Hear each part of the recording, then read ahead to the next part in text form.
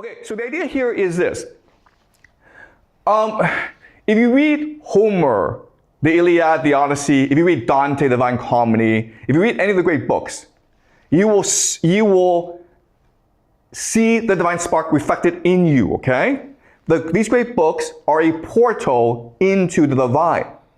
The problem, though, is most people cannot read the Iliad or the Divine Comedy, okay? So the question then is, what do the common people do? And the answer is, Jesus is a portal into the divine, right? So if you just remember the life of Jesus, if you just recite his sayings, that will give you access to the divine. That will remind you of who you are. So yes, Homer and Dante are great. I love Homer and Dante, but you have to be very educated in order to read Homer and Dante well. Whereas Jesus, anyone can know the story of Jesus. Anyone can say what he says, and then that will give you access to the divine, okay?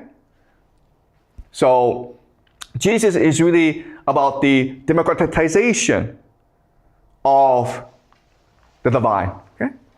Jesus allows anyone to access the divine, whereas before, you had to access the divine through poetry, okay? All right, so the life of Jesus, okay, so again, Jesus is Jewish. So the center of Jewish life is Jerusalem, okay? Right here, Jerusalem. And in the center of Jerusalem is a temple, which was rebuilt under the Persians, right? And Herod will rebuild this, will renovate this, okay? So we know that Jesus was born in this area, Galilee. As you can see, Galilee is by the coast, which makes this region extremely cosmopolitan. So from an early age, Jesus is experiencing different religions, different cultures. Hinduism, Zoroastrianism, Judaism, okay? All right, so this is an AI depiction of the crucifixion of Jesus. Jesus is in the middle. And as you can see, it is a brutal event.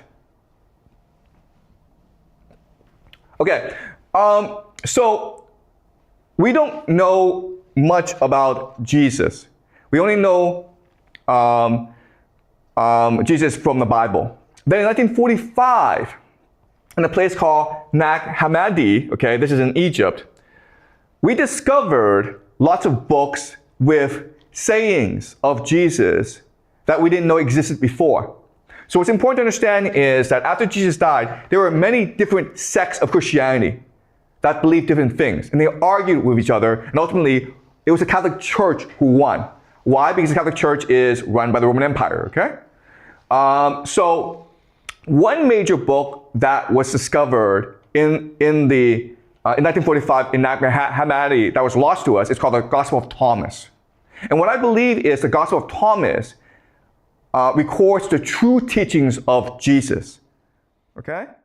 So the idea of intoxicated. We're here and we're just drunk, but we are not thirsty for the truth. We're happy for the way it is, okay?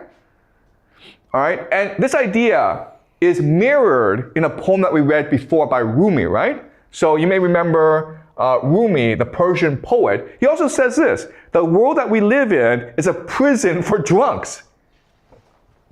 Okay, so I'm pretty sure Rumi did not read Jesus' Gospel of Thomas.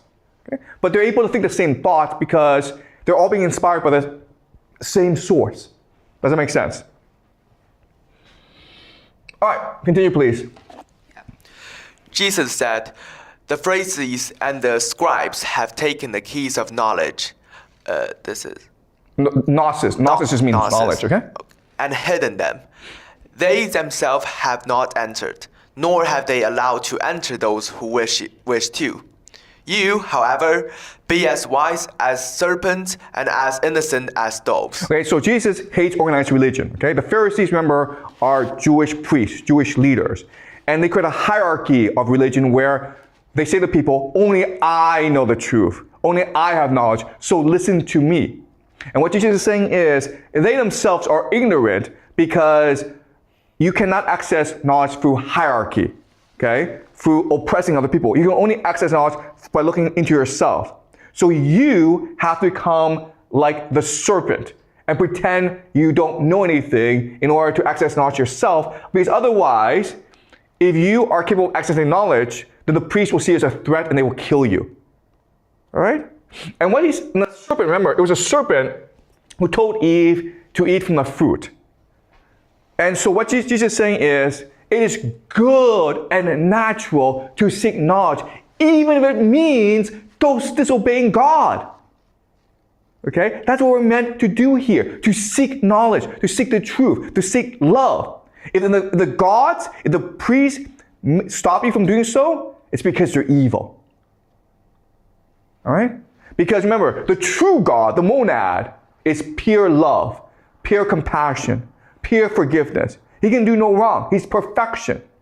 And if you have the desire to seek knowledge and you believe that knowledge makes you a happier, more fulfilled person, then you should seek knowledge, even if God tells you don't do so. Because if that God tells you don't do so, it means he's a false God. Okay? Keep on going.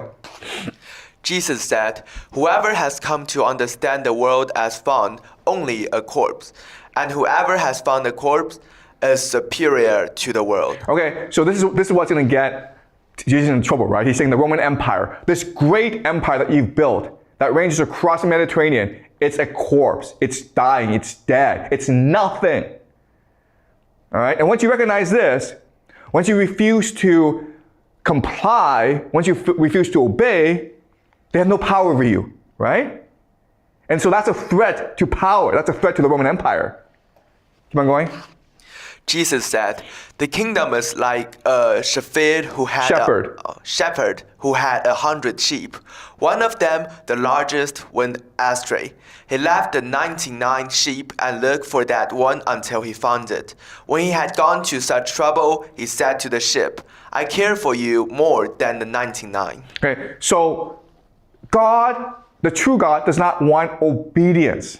He wants us to be creative. He wants us to seek knowledge. He wants us to discover. He wants us to explore. He wants us to try new things.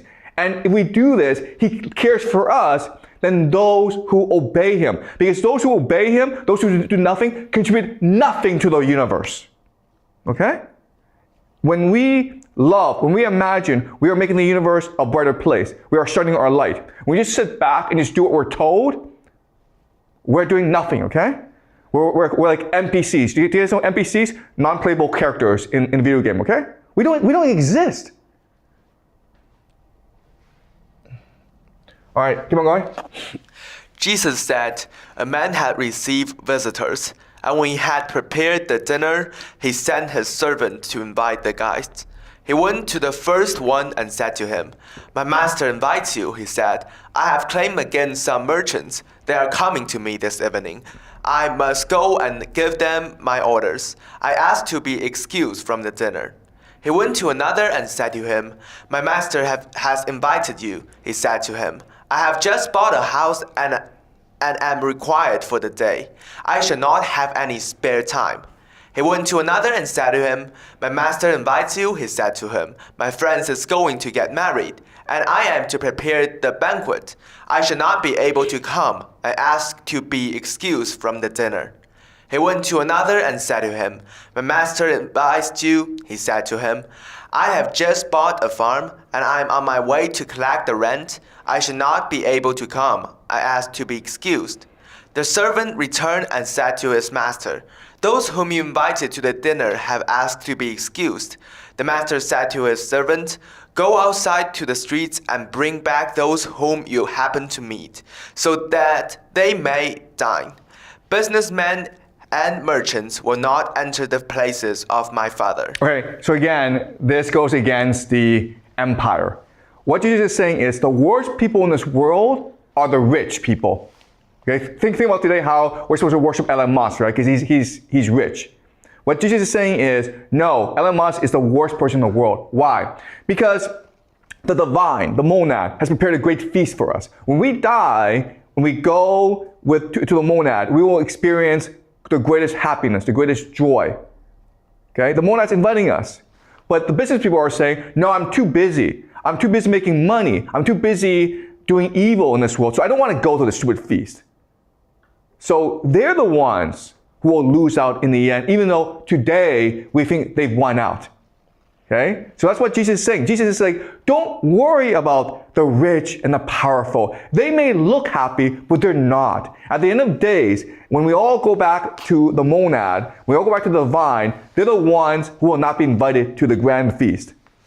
Yeah? I have a question that God led us to be creative and like do our thing that we want to do, like seek for the spark. But since we are born, how can we really know the things that what we want to do? I think that requires socialization between other people. But if you socialize, they will brainwash you and affect to let you to seek for materialism. Yeah, okay.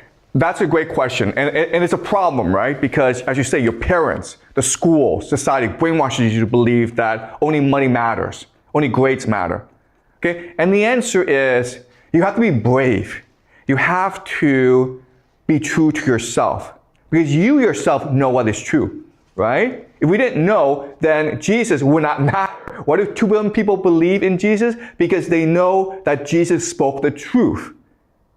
Okay? So listen to your heart. I know it's hard, and most of us cannot do it. Okay? And that's why in many traditions, like Buddhism and Hinduism, reincarnation is important. Because maybe in this lifetime we don't figure it out, maybe in the next lifetime. But maybe then, 50 lifetimes away. But eventually you'll figure it out. Eventually you'll figure out that what other people say does not matter because this world we live in is a false world. Eventually you'll figure that out. And then you're like, you know what I should do? I should do what I believe to be true. And then what you recognize is, oh, when I actually do what I like, what I enjoy, it makes me a more fulfilled person. And guess what? It connects me to the vine. Okay? I am a much more spiritual person now. And you can know because look at people's faces, right? When you meet a rich person, his face is kind of, evil. When you meet a person who's generous, who volunteers his time, who is a good teacher, his face is different, okay? So remember Achilles. When you do evil, evil comes into you and it corrupts your soul. When you do good, good comes to you and it brightens your soul and you brighten the world with it, okay?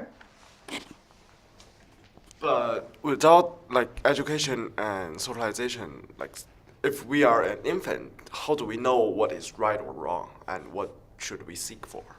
Because of the spark in you, right? Because of the spark in you. You know when it glows. When you love someone and that person loves you back, your spark glows. When you become a teacher and you teach students and your students learn well, your spark glows.